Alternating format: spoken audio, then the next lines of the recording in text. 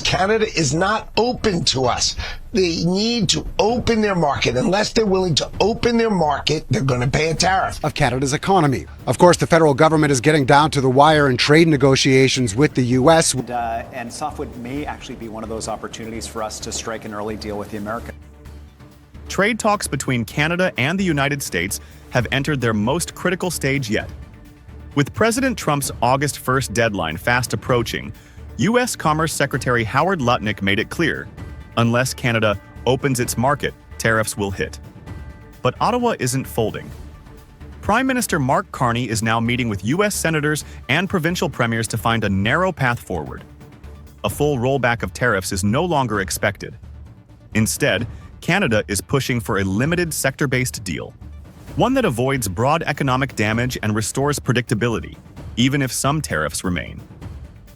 They want to ensure that they're able to provide high-quality, low-cost building materials for Americans. Also, it's a recognition that in this reality that we're in with this president, we've got to put some things on the table to have conversation.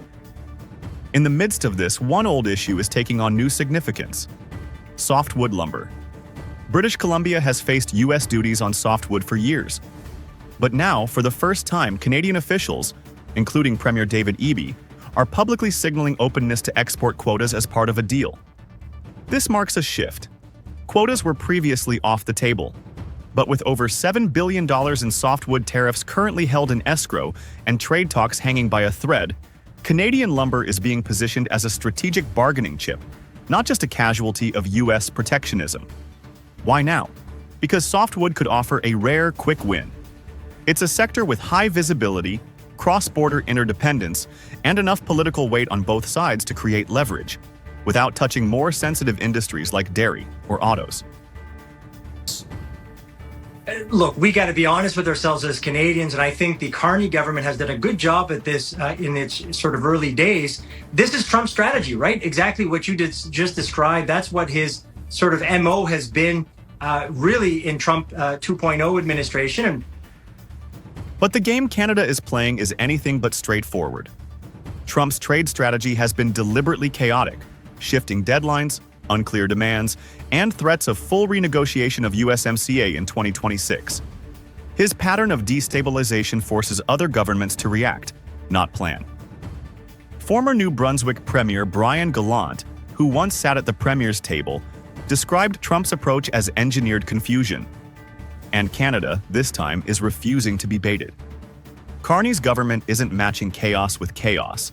It's choosing discipline, listening to provinces, aligning federal priorities, and pursuing options outside the North American orbit.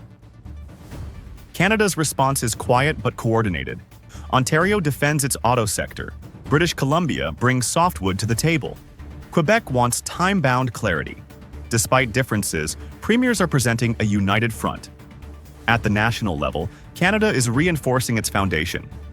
Bill C-5 aims to break internal trade barriers. The major projects. Bill prioritizes infrastructure, energy, and mining, especially with Indigenous partnership. Externally, Canada is expanding its reach. From stronger ties with Mexico and the EU to renewed talks with G7 allies, the message is clear. Canada won't rely solely on Washington. Trump may still push forward with tariffs, but the cost is starting to show, not just for Canada, but for the U.S. as well. Softwood lumber duties have already raised construction costs across the U.S., particularly in housing markets dependent on Canadian imports. American lawmakers are under pressure. A bipartisan delegation of senators is now in Ottawa, not to threaten, but to preserve economic stability. And the longer the standoff continues, the more Canadian industries accelerate their pivot away from U.S. dependency. That's the paradox. The harder Trump pushes, the more self-reliant and strategic Canada becomes. This isn't just a trade dispute, it's a stress test for policy, diplomacy, and national cohesion. Softwood lumber might not look like much, but in this moment, it represents something bigger. The ability of a country to hold its ground, make smart concessions, and defend its sovereignty without shouting. Trump's tariffs may yet land, but if they do, the blowback won't just be felt in Ottawa. It'll echo across American construction sites, congressional offices, and investor portfolios. And in the end, it may be Canada's quiet resolve, not Washington's volume, that shapes the deal. We denounce these illegal tariffs, and we think that they're a direct attack against our workers and now on in the copper industry, and so we'll fight against them.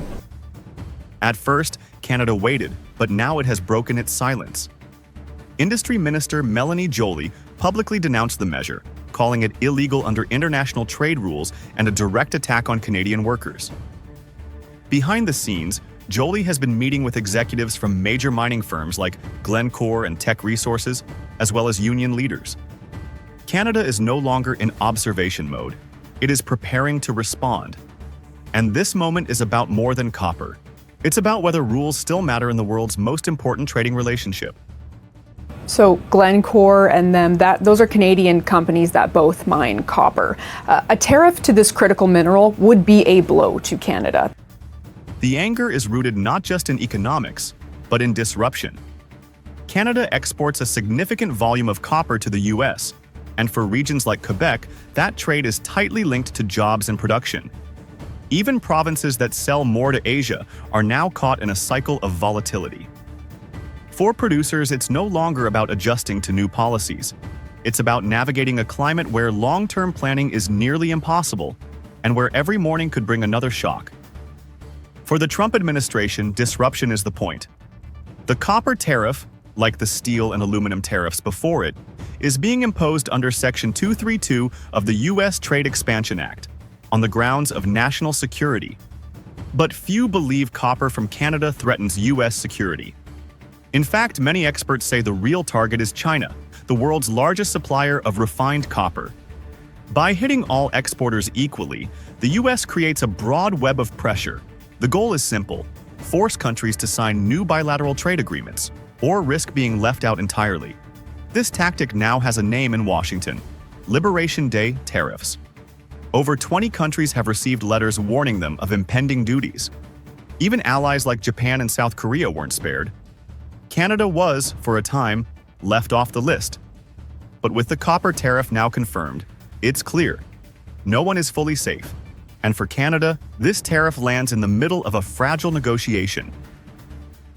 The idea here for Canada is just to get back to respect for the trade agreement that President Trump himself negotiated, in his first term. As the U.S. pushes forward, Canada is shifting from patience to preparation. Ottawa's approach has not been loud, but it has been deliberate. Over the past 2 weeks, Canada has ramped up internal consultations across ministries, provinces, and industries, especially in regions like Quebec and Ontario, where the impact could be immediate. Minister Joly's meetings with Glencore and Teck Resources weren't symbolic.